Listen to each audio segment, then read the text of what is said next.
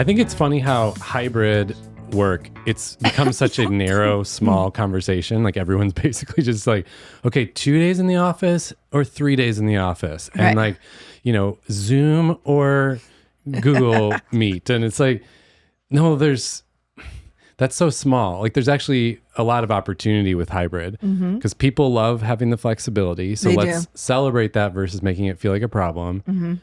But also we do need times together as a team. And that's why we're talking about our new offsite space at Lost Office. But the other thing I've been thinking about is hybrid actually created a really good opportunity. So it's kind of forcing leaders, or it should force leaders. It could force leaders to focus more on the outcomes that they need from people.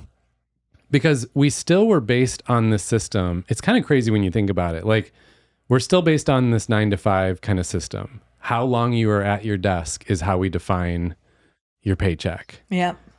I mean, that's like a factory mentality that ended decades ago. And we're still actually basing the workplace off of hours. And so that's kind of wrong and doesn't make sense. And that's why it's confusing and hard. Because if it's hybrid and remote, you can't track how many hours people are working. You can't control their time like when they were in the building. But this is a good change. Like we are long past the factory system anyway. So I say like take advantage of hybrid to shift the mentality as a leader. And it's forcing you to get the outcomes more clear. Because if I can't track your time and if I can't like know exactly where you're at, I have to be able to give you clear outcomes and that you're going to accomplish those however you're going to accomplish them. Like I'm not saying this well, am I? You are. No, and I think you already do that. You do that well. But this is a huge shift for most leaders. Yes, it is. I mean, yes, there's books on it and all that, but it's like if you define the goals and outcomes clearly for people, they can go get it done however they need to get it done. It just requires a lot of trust. And so it's the scary part too. Well, but I think the biggest problem is in bigger corporate world, it's hard to define the goals because it's like so many people have a say in it. Right. Also, I think a lot of corporates are still a lot around meetings. So it's hard. When do you even get that done? Yeah. When do you even figure that out? Anyway, I think it's an opportunity because that's what great leaders have always done. Yeah. And now there's a forcing mechanism. Like, well, it's the only way for you to justify someone's salary now. Yeah. Is to know, are they accomplishing the outcomes I need? Because you can't just base it on hours. But we should have been done with that anyway. A long time ago. Yeah. Everyone's talking about OKRs when it comes to this. I'm like, oh, shut up. I get so annoyed with like the latest trend because it's like, this is not a new idea, people. It's just that the book got popular. And I don't know, that stuff bugs me because I'm like, it's not a trend. It's not good because it's a trend. It's not new. It's good because it's always been a good way to do work and leadership. Yep, it's always been a good way. Defining the goals and the outcomes and what the results look like. And so I think like, what happens with these trends is people try it, they get disenfranchised, and they're like, oh, it didn't work. Well, that's because you didn't have rhythms to live it out. You can't just say like, oh, OKRs, and now our whole life has changed. You got to have rhythms to actually live the OKRs. So just like New Year's resolutions, if you say these are our goals and outcomes, and you never talk about them, and you never revisit them, and you never have any systems around them, like, guess what? They're not going to happen. So I'm much bigger on rhythms than the latest trendy acronym. Like have a rhythm, have a weekly team meeting where you talk about the goals and you talk about what we're doing next to accomplish them. And I think that'll suit you way better. I got to give one shout out for Voxer because like if you're struggling with hybrid, one of the best solutions is Voxer. It's voice messaging and people go, why do you need that? We can do that in text or Slack. I'm like, just trust me, there's something different about Voxer. I can 3x or 4x your message if I don't want to be patient. Super fast. I know. But yeah, it's like for a remote workforce, it's so great. There's a problem. We're realizing the problems with email and stuff. It's like you misread stuff. It takes a long time to formulate an email, let alone read one. So voice messaging is like, in my mind, the solution to hybrid. I love it because you can create action immediately after a meeting. You could Vox right away and create action. I just love it. Especially for someone who doesn't like to create a perfect email. Love it. Yeah. Yeah. All right. What do you got for us today? I got 5 top tips for new managers. Ooh. These are the top tips. Top if you want ones, to 10x hot your career, too? Are they hot? Oh, they're hot. Like, because that's why people follow us. I think. Are they sizzling as well? Well, and you and I are the same. Like these titles, it's a struggle because it's like I don't know what the 5 best ones are. What if they're not the best 5? I mean, it depends on the person, depends Sure. on the role and the company. Yeah. But we do see some very common themes here. Right. I mean, we work with them enough for us to know, I'm imagining, that you chose them based on what we consistently hear, right? I mean, we have some legit, what's the word? I was going to say swag, but it's the wrong word. No, what's the word? Swagger. No, legit. I cannot find the word, so we are moving on. I just actually have no idea what you're talking about. Could we just move forward? Okay, so my 5, and this is where I'm going to get like hate comments on TikTok. 'Cause people are like, these aren't the 5 that Patrick Lencioni says. And I'm like, okay, there's more than 5. But here's the ones that come up. Legit cred. I Cred. said swag, but We have legit cred. We do. because for choosing it because we talked to so many like swag. Yeah. Okay, sorry. No, that's There you go. fair. There you go. Okay, so the 5 are: first, realize what changed when you became a manager. And I'll explain what that means. Then, listening over speaking. The third one is calendar blocks, which we've talked about here before, but obsessed. Number 4, one-on-ones and how to do those. And Yeah. number 5, delegation. Yeah. So if any of those topics are already shutting you down, just hang with me because I'm going to make it so incredibly simple. Click. It's like, I think that's the point, is sometimes we think these topics or these skills are too overwhelming, and they don't Right. have to be. Nope. It's just that like when people write whole books and dissertations on them, they do become too complicated. So the first one is realize what changed. When you became a manager, when you started leading people, other people in your Yep. job, something big changed, Yep. and probably no one told you about it. So it's kind of like graduation or marriage. Like you have this big shift in your life, and now you're leaving that chapter and you're entering a new stage, and there's a ceremony to let you know. It's like there's a graduation ceremony, there's a wedding ceremony, and all these things happen to clearly mark the shift from old to new. The problem, and this is part of what Greenhouse is trying to solve out there in the world, is when people move into leading people, no one marks the change. No one, I mean, occasionally there's a good company that'll have like a clear program or something to help, but no one marks the change. You don't even know it happened. And then one day you wake up and realize like, oh, I'm leading people. I don't even know how. And no one taught me the how. yeah. So I think the very first step is just recognizing. And that's why, like, if you're listening and thinking of a friend or somebody, send this to them, because this is what people need to hear first, is like, hey, you changed and you're entering a new stage now where you still have that job of like the day-to-day work and tasks you do, but you actually have a second job now, which is leading people.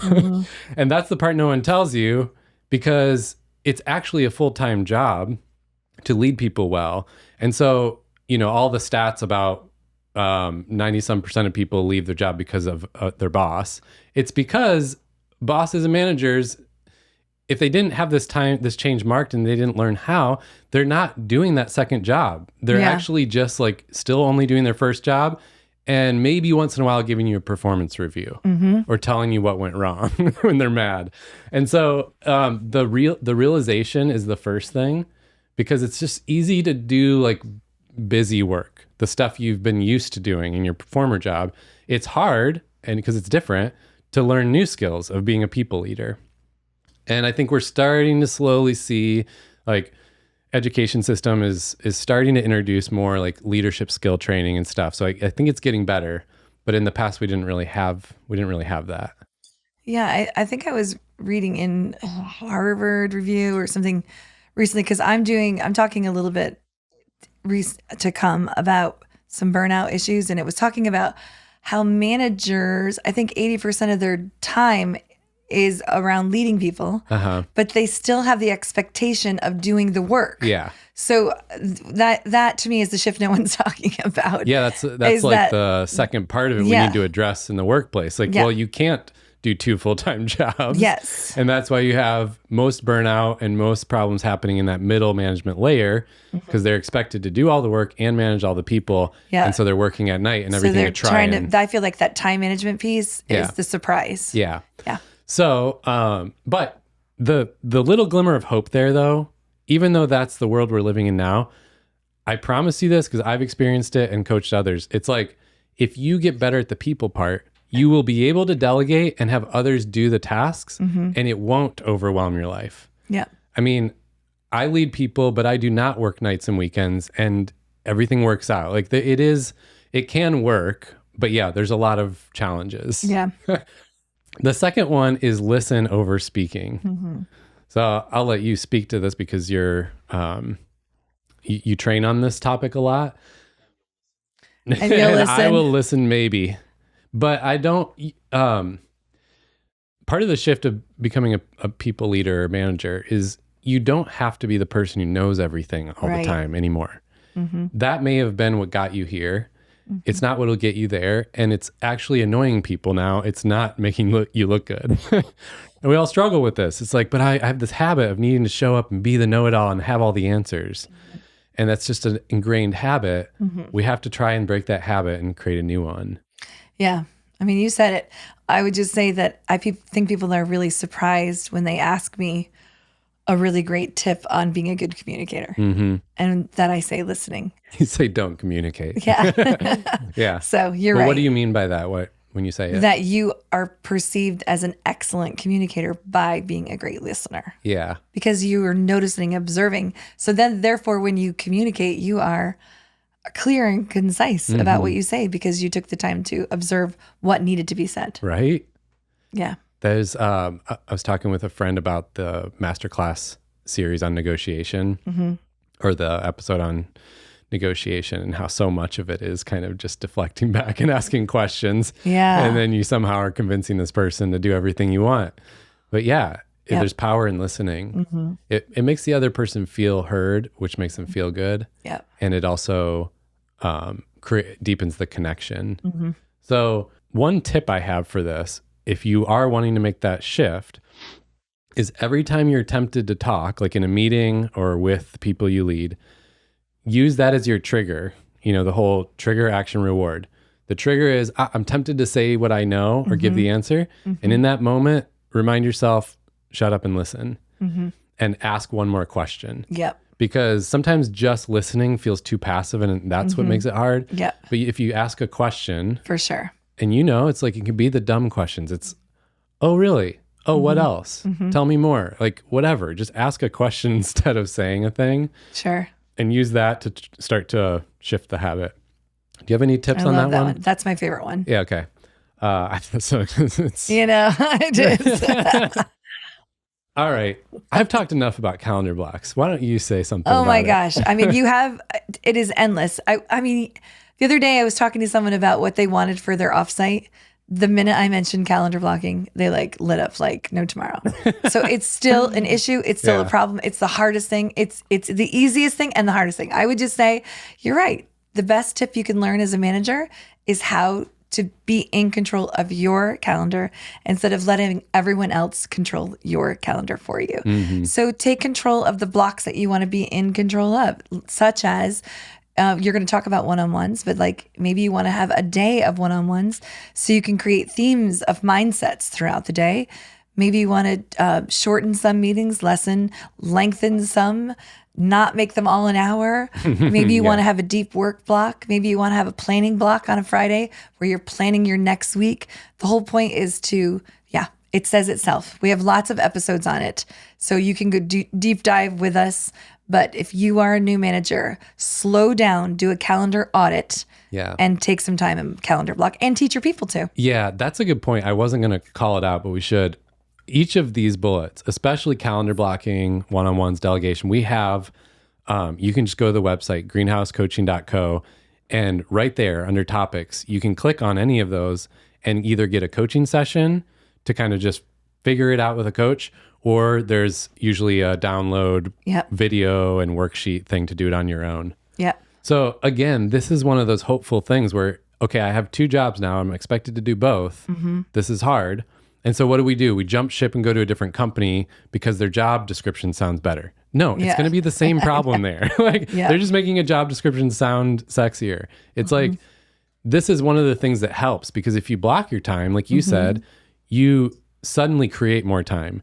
Instead of having a one-on-one with each team member scattered throughout the week, and I'm shifting modes all the time, and I'm doing prep 8 different times, put them in one block. I did this with a leader recently, and I said, you just saved 8 hours of every week, because he would prep 8 different times. Now he's prepping once for the block, getting in that zone, meeting with everybody, and then done for the week. So calendar blocks help with having to juggle 2 roles. All right, the next one is one-on-ones. And yeah, we've talked about this so much, but the idea is you need to meet one-on-one with your people to be a good leader. And it doesn't have to be so confusing or difficult. Just do this. Set expectations. Say, hey, Sunday, we're going to start doing one-on-ones. I heard it on a podcast. I think it'd be great. And what we're going to do is we'll meet every other week and just share back and forth, like what's some things that are working and not working in your role, in our working relationship, et cetera. And yeah, we'll just get in a rhythm of doing that so we can keep communication open. Boom. That's it. And then you just do that. But the thing is, don't cancel them every time there's some kind of excuse not to. Yeah. The consistency is what makes it work. Agree. It's also a great place to invest in people's growth and do career development. And we have questions on the website that you can use in one-on-ones. So the idea there is, like, when you become a new manager, I think it's a top tip right away, because if you don't start this early, it starts to feel like it's too late. Yeah. If you don't start having one-on-ones with people, then it becomes a rhythm that's hard to, change that habit. Yeah. So it's never too late, but it starts to feel like it's too late the longer you wait. What are your thoughts on delegation for a new manager? Why is it important? Well, I think it's important to be talked about because they don't know how to do it. That is what I feel. And also it's a mindset shift. They're used to doing everything themselves, individual contributor. Yeah. Now they have a team. And also people need to learn to do things. Yeah. But I think that my thoughts on it are that they're desperate to do it, but they don't know how. Yes. That's what it is. And there's hope, people. Like, Yes. I teach this stuff and I still struggle with it. It's so hard. Delegation's so hard because it's letting go of control. It's trusting people. It's investing ahead of the need. Yeah. It's guilt driven. It's guilt-driven. I find a lot of managers feel guilty, especially they're like, oh, that's a terrible, boring task. Why would I'm like, But then that person loves those kind of Sometimes tasks. And they're that's- like, no, I want to do Yes. that. Yeah. Yeah. So again, like, where do you start? The simplest thing is delegate the thinking. And yeah, we have posts about this on TikTok, Instagram, Yes. LinkedIn. It's like, delegate the thinking, because it's not about delegating the task. It's too late by then. Now it's still, the plan is in your head and the other person can't own it well. But if you delegate the thinking early on, like, hey, Sunny, can you just go think about this project, come up with some ideas of what we might do, and then meet back with me and we'll chat. Yeah. Now you own it. It's your baby. It's your ideas and your project. And so you're going to own it much better. And the immediate thing for a leader is like, yeah, but they're going to get it wrong or go the wrong direction, or not if you just take baby steps like this. Just go come up with some thoughts and then let's chat. So now I have the chance to influence the direction, or, make corrections if you kind of were going in a direction that wasn't where we needed to go. It's the problem is when we make it all or nothing. Yeah. That's when it gets. That's when it fails. That's when it fails. Yeah. And I have no idea if you have a takeaway, so I'm going to say one, but feel free to. But my feeling on this whole 5 things is very similar to, I teach communication skills. And usually I'm talking about eyes, voice, hands, speaking. And I always tell people, if you try to change all 5, you're usually going to feel overwhelmed and not change them well. Yeah. And I would say to anyone that was listening, whatever one stood out to you as the most pain point, that's where you begin. It's hard to begin with all 5 at once. Yeah. So start with 1. Yeah. Yeah, I agree. If you're a new manager, or maybe you've been one, but you're ready to level it up, then try to make some of these shifts now. Like try to make some of these shifts early on because these are investment things. It's not going to like be the urgent stuff on your to-do list or at the top of your inbox, but it's the stuff that'll make the difference. And that's the difference between a good leader and a poor leader is somebody who just continues to act like a individual contributor, doing tasks all the time, waiting for someone else to tell them what to do. They're going to miss out on what a great leader does. Yeah. Which is things like this list.